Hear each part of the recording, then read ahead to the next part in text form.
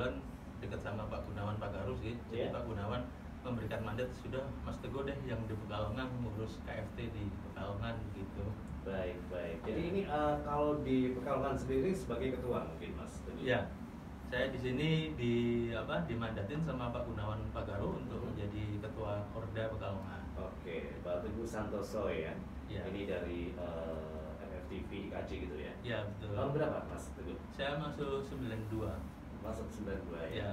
Baik, oke. Kemudian di sampingnya Mas Teguh ada siapa nih, perempuan ya? Selamat malam. Kalau sama perempuan beda loh Mas. Halus. Selamat malam. Selamat malam. Nama saya Sekar Ayu Septianika, biasa dipanggil Ara. Loh, apa? Sekar Ayu Septianika. Septianika ya? Septianika dipanggil Ara. Oh, kirain Pianika ya. Sekar Ayu Septianika. Ini di KFT sebagai apa? Sekretaris. Sekretaris ya. Baik, sekretaris ya. Udah lama di KFT? Baru gabung. Ini baru aja. Baru aja. Semenjak dilantiknya Bapak Teguh Santoso. Gitu ya. Jadi ya satu kepengurusan sama Mas Teguh berarti Mas ya. Oke, kemudian berikutnya perempuan lagi, alhamdulillah. Iya, selamat malam ya. Ya, selamat Saya malam. Eli, biasa dipanggil Mbak El. Eli, biasa dipanggil Mbak El. Iya. Kalau ini benar. Kalau tadi Sekar Ayu Septianika dipanggil Ara gitu kan. Baik, Mbak Eli ya di KFT. Di sini saya sebagai talent. Talent ya. Iya. Talentnya KFT. Iya. Oke, baik. Cuman bertiga atau gimana? Kita berempat. Iya. Silakan. Kayaknya jauh masalahnya di sana nih Bapak. Selamat malam Bapak. Selamat malam. Jadi ada yang apa kabar Pak? Baik-baik. Alhamdulillah. Ada Bapak siapa Pak? Saya Taufik Dikul Hakim. Ikut satu gerbong dengan Mas Teguh. Baru pertama kepengurusan kali ini. Jadi latar belakang saya sebetulnya ada di media juga, cuman kita bergerak di fotografi. Terus saya biasa dipanggil Opik Bijik gitu ya. Oh gitu ya. Iya, di sini juga ada Opik di sini. Baik Mas Taufik ya. Baik, kita ke Mas Teguh terlebih dahulu kayaknya ya Mas Teguh ya. Ini sebenarnya untuk komunitas KFT untuk Korda Pekalongan ya, nyebutnya seperti itu. Ini ada sejak kapan sih untuk Kota Pekalongan sendiri Mas? Saya menjadi ketua kedua, jadi sebelumnya itu ketuanya Bapak Sutanto Hadi yang sekarang ada di Batik TV. Ya, kebetulan setelah Pak Tanto selesai, pas masa jabatannya ketua umum KFT di pusat juga berganti Pak Gunawan Pagaru, dan saya kebetulan berdomisili lagi di Pekalongan karena Corona.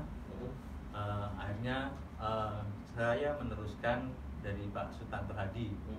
Nah, ini yang kedua kalinya Mas, jadi KFT ini baru berkiprah di daerah nih kedua kalinya. Kalau di Jogja sama Semarang itu kordanya juga baru pertama kali justru, belum ada penggantian lagi. Ini berarti kepengurusan kedua ya? Ini kepengurusan kedua. Betul. Jadi kalau kebetulan kan sebenarnya Korda itu tergantung ininya Pak, tergantung di wilayahnya. Kalau Pak Tantonya kemarin karena sudah sibuk di Batik TV, kemudian Pak Gunawan ya udah kalau Pak Tanto mau melakukan kesibukannya di Batik TV, ya coba kalau Teguh gimana, harus ya insya Allah Pak saya coba laksanakan semampu saya. Baik, kalau melihat untuk KFT sendiri di Kota Pekalongan seperti apa Mas Teguh? Ini berarti udah berapa bulan ya sejak kepemimpinan Anda? Sebenarnya kan waktu saya dimandatin itu sejak di Jakarta Mas, dari Januari ya. Januari itu udah Mas Teguh aja yang pegang Korda Pekalongan. Ya insya Allah, terus gimana dengan Pak Tanto ya, nanti dikomunikasikan dengan Pak Tanto. Nah setelah saya pulang kemarin itu, pulang di Pekalongan itu akhir Juni Mas. Akhir Juni memang saya berencana mau ketemu Pak Tanto, tapi begitu pulang malah ada teman-teman ngajak bikin persiapan film pendek sintren, terus kemudian kenal dengan youtuber di Pemalang maupun Batang, terus di Pekalongan diajak bikin film pendek juga untuk konten YouTube-nya ya, 1 jam bersama ayah waktu itu. Produksinya dari PH Latansa, youtuber di Comal. Nah kemudian setelah itu saya mengikuti kegiatan Inframe yang diadakan KFT juga di Jogja. Nah dari sepulang dari Inframe menggarap film pendek Trio Masketir dari Kominfo Semarang ya, kerjasama dengan Ras Media.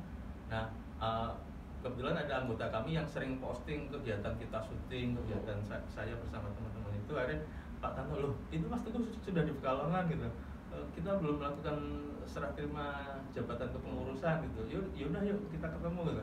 Nah ada teman saya yang di tim produksi itu ngasih tahu gitu, gue dicari sama Pak Sutanto untuk segera melakukan sertijab gitu. Oh iya saya tuh udah lama banget ketemu dia, tapi baru kali ini baru mau ketemu. Akhirnya malah diajak interview ke Badik TV segala macam sama Pak Tanto itu. Nah untuk KFT sendiri, KFT kan sebenarnya itu asosiasi profesi Mas ya, asosiasi profesi yang notabene saat ini sedang ingin meningkatkan SDM di bidang ekonomi kreatif gitu ya, terutama di bidang film. Bagaimana ekonomi kreatif di bidang perfilman di daerah itu bisa tumbuh gitu, bisa tumbuh. Terus kemudian juga adanya standar kerja sekarang ini kan perlu adanya sertifikasi profesi Mas. Kemarin juga dari Korda Pekalongan sudah mengirim 7 anggotanya ke sana untuk ikut sertifikasi profesi di bidang dokumentaris, terus talent koordinator, terus manajer lokasi. Nah kebetulan yang lulus memang cuma 2 yang di bidang dokumentaris gitu, saya sama Pak Taufik gitu kan. Nah ada beberapa hal yang karena data-datanya tidak tidak dikomunikasikan oleh panitia dari awalnya. Misalnya kayak kita nggak bawa hard disk tentang produksi kita, sementara dimintain untuk ngeprint naskah, untuk ngeprint jadwal, untuk ngeprint apa, sehingga hal-hal itu yang tidak dimiliki sama anggota kami. Dan anggota kami juga mungkin agak nervous Mas, karena baru pertama kali untuk disertifikasi tingkat nasional gitu kan. Sementara biasanya di Pekalongan mereka pekerja lapangan yang notabene praktis, tidak berdasarkan konsep-konsep tulisan segala macam. Jadi udah kerjanya begini gitu kan, kalau koordinator begini, manajer lokasi begini. Cuma kan tidak bisa, untuk kompetensi profesi kan harus ada standar kerjanya, konsepnya bagaimana, aplikasinya bagaimana, terus goal-goalnya itu seperti apa, itu seperti itu. Nah makanya saya sekarang sedang mendorong teman-teman, ayo kita kerjasama sama YouTuber, jadi membuat film pendek atau dokumenter yang bagi hasil dengan YouTuber, sehingga itu nanti bisa untuk kurikulum vitae masing-masing anggotanya punya pernah nyutradarin dokumenter, pernah nyutradarin film pendek, pernah jadi kameramen atau editor di bidang itu, karena itu yang menjadi data-data ketika asesmen sertifikasi profesi Mas, seperti itu. Kemudian juga waktu acara pelatihan dan sertifikasi di Solo itu saya ketemu lagi dengan Pak Gunawan Pagaru, ketua umumnya KFT Pusat. Ngobrol-ngobrol, gimana Pekalongan? Ya sepertinya harus dibikin seperti kursus film Pak, yaitu kursus tentang film dan acting film, karena untuk mendorong memperbanyak kuantitas tenaga kerja di bidang film itu paling enggak harus diarahkan. Selama ini rata-rata otodidak, gitu kan. Kalau mau kuliah ke ISI atau ke Jakarta atau ke IKJ itu tentu membutuhkan biaya yang lebih mahal. Tidak semua orang yang kreatif mungkin mempunyai biaya seperti itu. Akhirnya saya mengusulkan Pak Gunawan, gimana kalau kita bikin lembaga kursus dan pelatihan khusus film dan acting film di Pekalongan gitu. Oh boleh, itu ada programnya di Dikbud gitu. Coba deh segera bikin kepengurusan lembaga kursus dan pelatihan gitu kan. Terus kemarin kita sudah membuat kepengurusan, berita acaranya sudah kita kirim ke Pak Gunawan. Saat ini kita sedang menunggu semua program kita untuk tahun 2021 itu seperti lembaga kursus dan pelatihan film dan acting film, sama festival film juga kita akan bikin. Terus kemudian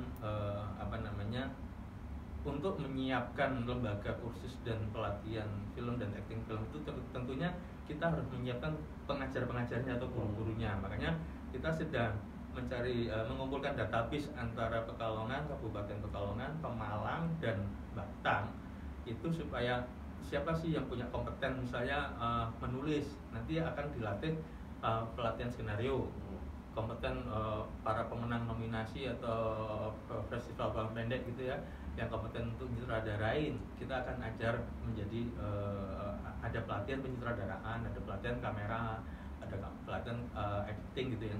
Itu targetnya kita dari Maret sampai Desember itu adalah pelatihan untuk setiap profesi perfilman, Mas. Nah, kemudian di akhir Desember itu harus ada pelatihan kompetensi. Jadi para pengajar yang dilatih itu kemudian di asesmen dulu apakah mereka itu memang kompeten untuk menjadi pengajar film dan acting film. Terus kemudian yang kompeten akan dijadikan pengajar. Nah, pada tahun 2022 itu baru kita membuat tempat untuk pengajaran lembaga kursus dan pelatihan itu. Seperti itu. Itu masih dalam kepemimpinan jenengan berarti sampai tahun berapa? Sampai tahun 2004, Mas. 2024 ya. Berarti 2024. masih dalam kepemimpinan Anda, berarti patut dipertanggungjawabkan kan. Ya. Dengan istilahnya apa yang baru saja telah direncanakan gitu Ya. kan. Ya. Baik, kalau melihat perfilman sendiri di daerah ya, khususnya di Kota Pekalongan, ini seperti apa Mas Teguh? Kalau menurut saya sih benar perkembangannya bagus, Mas ya. Jadi kemarin waktu saya diminta untuk membacakan nominasi dan pemenang Festival Film Pekalongan, kalau dilihat dari gambar, musik, pengeditan, saya belum melihat secara utuh, tapi itu menjanjikan. Jadi artinya potensi lokal itu menjanjikan. Cuma kan karena sekarang itu ada kompetensi profesi yang kalau ada pihak orang luar negeri datang ke Indonesia, itu mereka tidak boleh membawa krunya 100%, Mas, hanya boleh membawa 60%. Jadi misalnya ada orang Korea mau syuting di Pekalongan, ya orang Pekalongan harus siap dengan 40% yang akan mengisi kru film orang Korea itu. Tapi itu harus ada sertifikasi, Mas. Jadi harus lulus sertifikasi semua, karena kalau nggak ada sertifikasi mereka nggak mau gitu. Itu udah standar internasional. Jadi kayak ada kejadian pemenang Piala Citra penata suara terbaik di Indonesia, kemudian mixingnya kebetulan di Australia, Mas. Mixing di Australia, alatnya sama dengan yang sekarang Jakarta, tapi karena merit print atau sinkronisasi gambar sama suaranya itu ada di Australia, kemudian penata suaranya dikirim ke Australia. Begitu ditanya your lesson gitu, dia ngomong enggak, saya pemenang Piala Citra. Oh, nggak kepakai pemenang Piala Citra di sana, nggak kepakai, yang penting lisensinya gitu, kartu yang menyatakan dia standar sertifikasi gitu. Nah, makanya saya juga sedang mengejar-ngejar nih ingin mengajak semua pembuat film atau yang menyukai dunia film ini, ayo kita ikut sertifikasi. Karena nanti kalau ada orang asing masuk sini belum punya kartu, ya nggak bisa kerja, otomatis orang asingnya harus ngajak orang temennya lagi dari sana gitu. Itu sebenarnya potensinya ada, cuma memang harus mengikuti standar kompetensi itu, Mas. Baik. Kemudian kita ke Mbak Sekar Ayu Septianika, Ara. Ya, ini sebagai sekretaris ya, Ara ya, di KFT Korda Pekalongan, Ara. Awalnya seperti apa sih bisa masuk ke KFT? Awalnya itu pas ada acara di Jogja. Acara apa ya? Itu ketemu sama Om Teguh, terus ditanya udah ada kerjaan apa belum? Terus belum Om, sudah di Pekalongan. Oh, jadi Om Teguh ya, tadi saya panggil Mas, kemudian berarti Mas ya. Masa Om ya? Om sih? Oh gitu ya. Cuman dengan dunia broadcasting ya, khususnya dunia perfilman, ini movie. Ini menurut Ara sendiri seperti apa, Ara? Untuk Kota Pekalongan, ataupun mungkin Ara sendiri kan pastinya pernah terjun sendiri langsung kan ya? Sudah? Baru kali ini ya. Baik, berarti asli Pekalongan tapi Ara? Bukan, dari Solo. Oh, dari Solo. Oh, dari Solo. Ketemu di Jogja terus ke Ketemu di Jogja. Ternyata domisilinya di Pekalongan juga. Domisilinya sekarang di Pekalongan gitu, Ara ya. Ini sekretaris KFT Korda Pekalongan. Baik, kemudian kita geser ke Mbak Eli. Ini selaku talent ya. Iya. Nah, udah berapa lama berkecimpung di dunia indie movie? Kalau yang di Pekalongan ini saya baru gabung sih. Karena dulu ini saya sempet kuliah ya Om, sama saya kayak IKJ. di IKJ, angkatan 2007, tapi tidak selesai. FFTV juga. Saya ambil teater. Ambil teater Iya. ya. Asli Pekalongan? Saya asli dari Batang, Asli Bandar. dari Batang Iya. ya, dari Bandar ya. Baik, kalau menurut Eli sendiri, ini seperti apa sih dunia perfilman di Kota Pekalongan ataupun juga Batang dan sekitarnya? Sebenarnya sih bagus ya Om, ada potensi. Aku Jadi dipanggil Om juga ya? iya, kita Nggak apa-apa, mau nggak apa-apa. Kita memang ngomong Mas ya. Kita memang ngomong kalau bapak-bapak itu di sini. Kalau ini maksudnya dipanggil om. Iya, gimana Iya. gimana? Saya lihat sih bagus, perlu dikembangin lagi. Nah itu kalau ketemunya orang seperti Om Teguh mungkin bisa lebih bagus lagi. Baik, Eli ya. Iya. Baik, ini dari teater sih sebenarnya Iya, Eli ya. teater. Cuman sekarang memang ikut ke indie movie. Iya. Baik, kemudian ke Pak Opik. Opik panggil Opik. Pak Opik udah lama berkecimpung di dunia perfilman, Pak Opik. Sebetulnya dulu berkenalan dengan Mas Teguh itu sejak tahun 9 bahkan sebelum tahun 90 Om. Jadi Om Jul udah panggil aku kan? 80-an, 85. Oh, berarti orang lama nih kalau Iya, orang lama. Iya. 85 dulu main teater. Oh gitu, gitu Iya. ya. Teman lama berarti Mas Teguh ya? Iya. Oh, kemudian kemudian ketika kepemimpinan beliau pegang, kebetulan kita sempat ketemu beberapa bulan sebelumnya. ya. Ketemu di salah satu tempat, kemudian yuk ikut saya gabung ke KFT gitu. Nah, kemudian pada waktu film Drama Skater kita juga dilibatkan. Nah, dalam artistik dan juga ikut talent gitu. Gitu ya. Nah, Baik, ya, baik. sebetulnya kalau menurut saya sendiri sekarang kan yang beliau tuju barangkali masuk ke era industri film. Iya. Gitu. Karena emang tuntutan untuk yang sampai sekarang ini harus seperti itu. Gitu. Iya.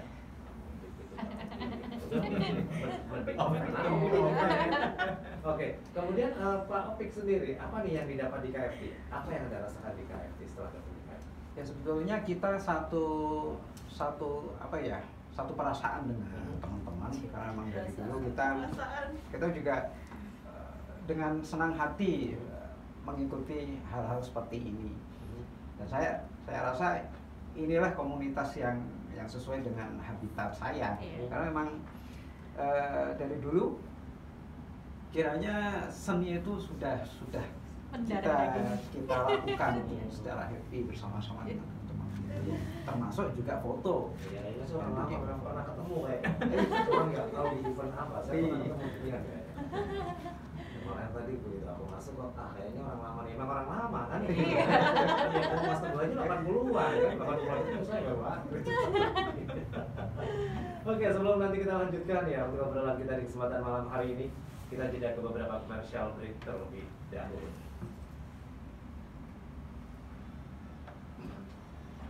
Rasa ya 80-an dulu main bareng terus sekarang ketemu lagi. 80-an ya. Masa lalu.